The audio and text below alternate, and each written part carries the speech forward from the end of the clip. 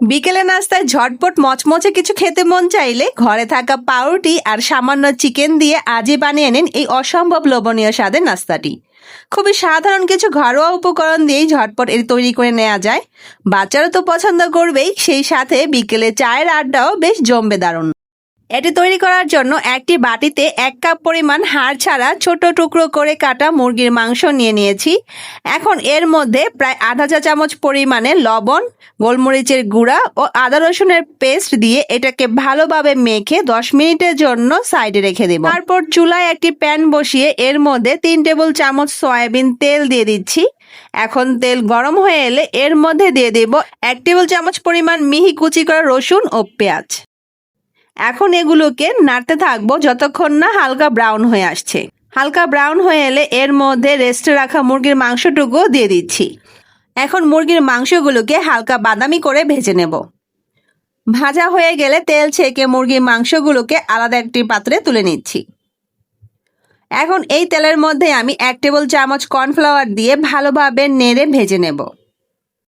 এখানে আপনারা কর্নফ্লাওয়ার পরিবর্তে ঘরে থাকা আটা, ময়দা যেটা ইচ্ছে দিতে পারেন। ভাজা হয়ে গেলে এর মধ্যে 1 গ্লাস দুধ দিয়ে দিচ্ছি। এখন অনবরত নাড়তে থাকবো যতক্ষণ না বলক চলে আসছে। বলক চলে আসলে এর মধ্যে ভেজে রাখা চিকেনটুকু দিয়ে আবারও নাড়তে থাকবো যতক্ষণ না মিশ্রণটা ঘন আঠালো হয়ে আসছে। যখন এই রকম ঘন হয়ে আসবে তখন এর মধ্যে 1 চামচের 4 ভাগের 1 ভাগ লবণ ও কালো গোলমরিচের গুঁড়া এবং 1 চা চামচ ঘি দিয়ে দিচ্ছি। এখন কিছুক্ষণ ভালোভাবে নেড়ে জাল করে নেব। জাল করা হয়ে গেলে এখন এর মধ্যে 1 চা চামচ চিলি ফ্লেক্স দিয়ে ভালোভাবে নেড়ে চেড়ে একটা বাটিতে ঢেলে নিচ্ছি। এই চিকেনের পুরটা দিয়ে কিন্তু স্যান্ডউইচ বানালে খুবই টেস্টি হয়। অন্যদিকে একটি চপিং বোর্ডে আমি 1 পিস পাউরুটি নিয়ে বেলন দিয়ে বেলে চ্যাপ্টা করে নিচ্ছি। তারপর এই রকম একটা বড় সাইজের কাটার দিয়ে চাপ দিয়ে কেটে নেব। আর এইভাবে বাকি রুটিগুলো আমি গোল করে কেটে নেব। অন্য একটি বাটিতে 4 চামচ পরিমাণ আটা নিয়ে তাতে অল্প পানি দিয়ে ঘন একটা পেস্ট তৈরি করে নেব। এখন কেটে রাখা 1 পিস পাউরুটি নিয়ে তাতে মাঝ বরাবর আন্দাজ করে আগে থেকে তৈরি করে রাখা সেই চিকেনের পুরটা দিয়ে দিচ্ছি। তারপর সাইড দিয়ে আটার পেস্ট লাগিয়ে নেব। এখন ওপর দিয়ে আরেক পিস পাউরুটির টুকরো দিয়ে এভাবে কাঁটা চামচ দিয়ে চেপে চেপে জোড়া লাগিয়ে নেব। এভাবে সবগুলো পাউরুটির পকেটগুলো তৈরি করে নিচ্ছি। এখন আগে যে আটার ঘন একটা পেস্ট করে রেখেছিলাম তার মধ্যে আরও কিছু পানি অ্যাড করে পাতলা ব্যাটার তৈরি করে নেব। আর এই ব্যাটারের মধ্যে 1 পিস পাউরুটির পকেটকে ভালোভাবে চুবিয়ে নিয়ে তারপর ব্রেড ক্রাম্ব দিয়ে ভালোভাবে কোট করে নিচ্ছি।